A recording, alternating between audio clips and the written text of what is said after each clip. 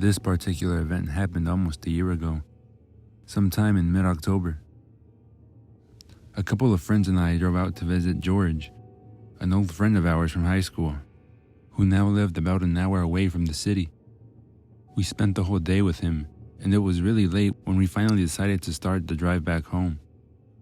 My friend Lisa was passed out in the passenger seat. She had a few drinks and decided to spend the ride home asleep. My other friend Sam was sitting in the back seat behind Lisa and was playing a game on her smartphone. I, of course, was driving. I was following the GPS instructions back to the freeway.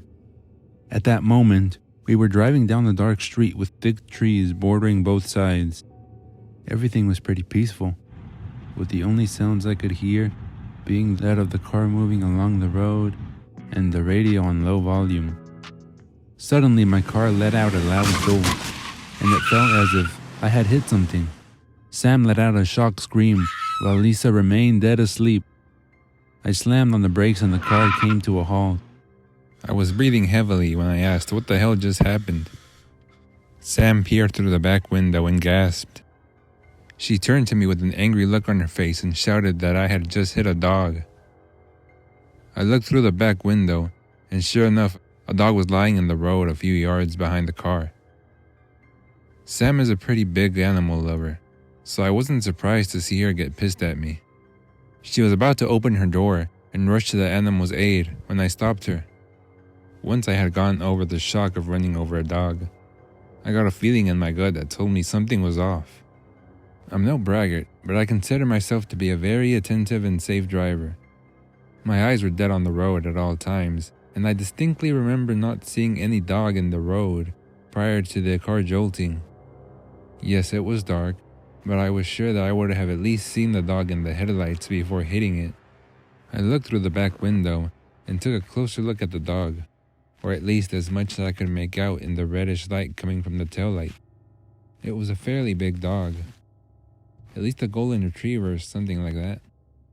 One particular detail that caught my attention. I could see the dog's tail wagging. Now, I'm no expert on mannerisms of animals, but I was sure the last thing a dog would do after being hit by a car would be wag its tail. After a moment of thought, I pressed my foot down on the accelerator and sped off. Sam snapped at me and ordered me to go back, but I told her that something was wrong with the whole situation. She continued to argue, but she fell silent as she turned back towards the window. She asked, "What the heck?" with a shaken voice. I looked in the rearview mirror. Though it was dark, I was able to make out the silhouettes of 3 large figures emerging from the trees on the side of the road. The dog was now jumping on its feet and jumping around joyfully. The 3 figures looked in our direction as I pressed my foot down on the gas harder and sped off. Sam and I remained silent for the rest of the ride home. It wasn't until a few days later that we told Lisa about it. We've been back to visit George a few times since then, but we will always make sure to leave before sunset. Still, I dread to think about what would have happened if we had gone out of the car.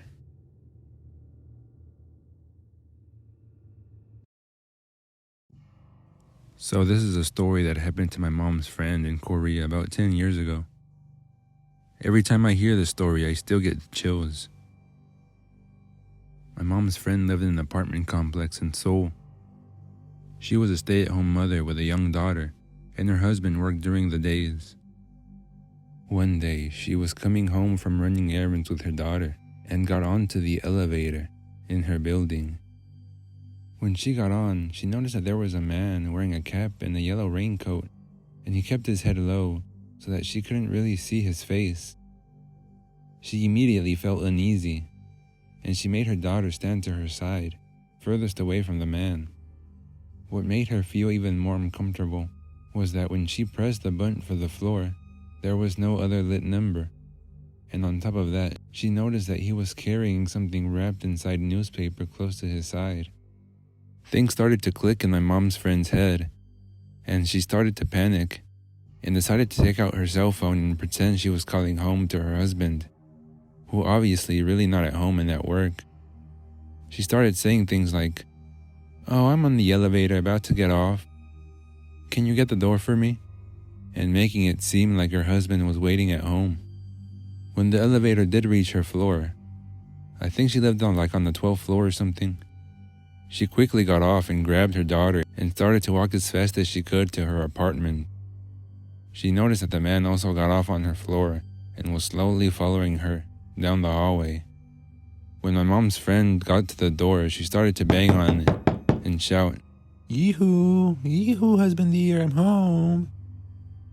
Please open the door," and kind of pretended like he was coming to answer the door. Upon seeing this, the man in the yellow raincoat started to walk away back towards the elevator. When he seemed to be far away enough, my mom's friend quickly picked up her daughter and slid open the door's passcode thingy. This was usually how people get to their homes in Korea, and started to frantically punch in her key code. But the problem was the buttons would make sounds so that the man knew that no one was going to answer the door for her, and he turned around and started to run back towards her. Mom's friend at this point was practically screaming when she finally got her door open. The first thing she did was throw her daughter into the door. When she got in herself, she saw the man was pretty much inches from the door, but she managed to shut it and lock it before he could wedge his hand or weapon into the door. Afterwards, looking through the door's peephole, she saw the man was walking away back towards the elevator. Several months later, my mom's friend was watching the news, and there was coverage on the capture of the serial killer, Yoo Young-chul, who used to kill a lot of prostitutes. She told my mom that she could never forget the dread she felt when she saw the too familiar raincoat and that hat he was wearing when he appeared.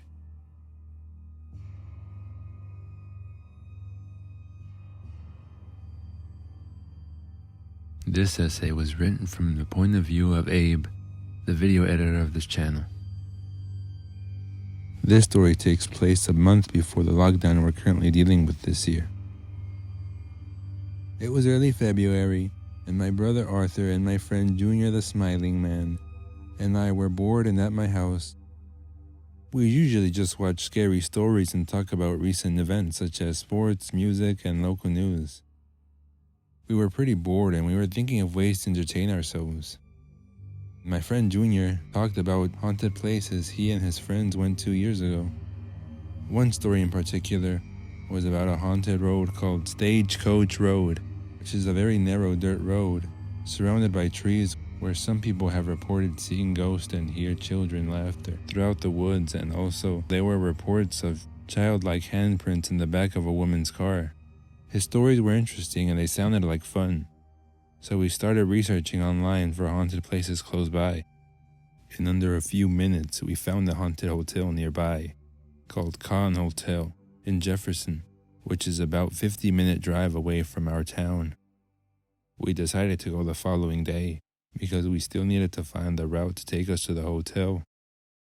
The next day came, and around mid-afternoon, our friend Junior met my brother and I at our house. We both hopped in Junior's truck and went to go get a bite to eat. And then afterward, we went to a nearby gas station to fill up on gas, and we were on our way to go to Jefferson. We took many back roads and empty streets to get to our destination, and in just under 40 minutes, we made it to Jefferson. It was a small town with a lot of buildings and small businesses. I checked the GPS on my phone. It said that the hotel would be in the downtown area, so we headed in that direction. When we reached the downtown area, we saw a large number of people in the nearby bar right next to the hotel, and further down the street was completely deserted. My friend Junior found a parking space right behind the hotel. He parked his truck and we all got out and started to walk to the front side of the hotel. But sadly, we would all be disappointed because in the front of the hotel was a big sign that said, "Hotel for sale." We were all confused. We checked their website the day before to see when they would open and what time they would close, and the website said they are open till midnight throughout the week. We were all quiet and were thinking of what to do next. We thought of going to another haunted place in the area, but we couldn't find the way. We wasted time and gas getting here just to see a for sale sign on a haunted hotel. We were discouraged on what to do next. But my friend Junior had an idea. He suggested going to Stagecoach Road because it was nearby. My brother and I agreed, and I started typing the address on the GPS, and we were on our way to go to Stagecoach Road. It took us half an hour to find the place because it was hidden in between multiple roads and the GPS didn't give us the exact location. We drove to a small road that led us to the actual road. There were trees covering both sides of the road, and in the far right of the road, I saw a pair of glowing eyes in between the trees. My heart sank, and in my mind, I was thinking, is that a creature? Is it a person? Could it be a ghost? I didn't notice at first, but when I was saying those words, I was actually mumbling quietly, and both my friend and my brother could hear me. They both laughed and they explained to me that it was just a deer and I was being paranoid. I felt dumb and I just chuckled to myself and thought maybe I'm going crazy. We then entered a different road and quickly spotted a church with a sign in front of it, giving a quick summary of the story of Stagecoach Road. It was a little creepy being that the church was surrounded by woods and the only light shining was the street light close by. We kept driving and spotted 3 houses on the left side of the road. A few feet ahead, there was an intersection of dirt roads going in 3 different directions. We chose the one that led us going forward. As Junior drove to the dirt road, he lowered the windows and turned off the music he was playing and was driving slowly, and it got very quiet. The only sound we heard was the tires spinning in the dirt road. I grabbed my phone and started to record. The road was surrounded by trees in both directions, just like in the beginning of the road where we came in, and there was no other road on the side. The only way was moving forward, or to go back we had to reverse. I was still recording the road and was trying to wait and see something paranormal or see a silhouette of something, but nothing seems to be happening. Junior's high beams were acting up. It kept switching from on and off. Junior's truck has an automatic sensor that switches from high to low beam if it detects any car. We were a quarter mile into the haunted road when out of nowhere we saw a pair of yellow lights coming from behind us. They were far away, but we noticed them because the only lights in the road was coming from the high beams in Junior's truck. Junior and I were confused for a second, but when we both expressed concern, I stopped recording and I was freaking out. I told Junior, what is that car doing and why is it following us?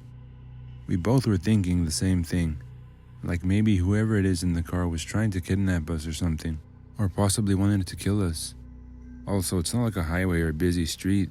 This road was empty before we got there. I told Junior and my brother that it's strange how the car just appeared out of nowhere. Did it follow us with the lights off? That's impossible, or we would have seen it, right? I was shaking, but Junior told me that we needed to find a way out. So I quickly stopped recording and checked my GPS and tried to find a way out of the road. But my phone kept glitching and was telling me that we had to turn back and there was no other option. I told Junior, and we both made the harsh decision of turning back. He said that he can also turn on his LED lights, that way he can blind the car that was chasing us. We had one chance of making it out alive, so he quickly tries to slam the brakes and started to reverse the truck to make a U-turn, which is pretty difficult considering the road was very narrow, and at some point, we thought we got stuck from a hole that was to the side of the dirt road. With a struggle, we finally were facing the car that was chasing us. We were terrified but had to keep going and think of a plan to make it through the other side. In less than a second, Junior pressed the accelerator and started driving towards the other car, and for a split second the other car lights turned off and completely disappeared. We were confused but kept driving towards the direction where the car was, and we started to freak out when we made it back to the intersection of the dirt road. How did the car vanish in thin air? I can't believe it, I told Junior. He told me there was no way the car could drive back, because if it did, we would have seen the red lights in the back of the car. We immediately drove out of there, and both me and Junior were making theories on what the hell we just saw back there, and that the whole thing just didn't make any sense. We asked my brother Arthur if he saw the car that was following us, and he said yes, but he told us he wasn't paying attention to it because he was listening to music on his phone and he thought we were just going to a haunted house. My brother probably misheard me saying haunted house instead of haunted road. We started to head back to our town, and on the ride home we were all talking about what we just witnessed and that we didn't just imagine it in our heads. We all agreed that we just saw something paranormal and that we have never experienced anything like that before. To this day, it bugs me that I didn't record the part of the headlights that appeared on the road. Maybe because I just froze and didn't have a clue on what to do, or I was in a fight or flight mode, and the only thing that was in my head was to get the hell out of there. This has been a very creepy experience for me, and it's something that will haunt me for a long time. Surely people think that this was made up, or I'm just bluffing. But all I know is that what my friend Junior, my brother Arthur, and I saw that night was nothing more than paranormal.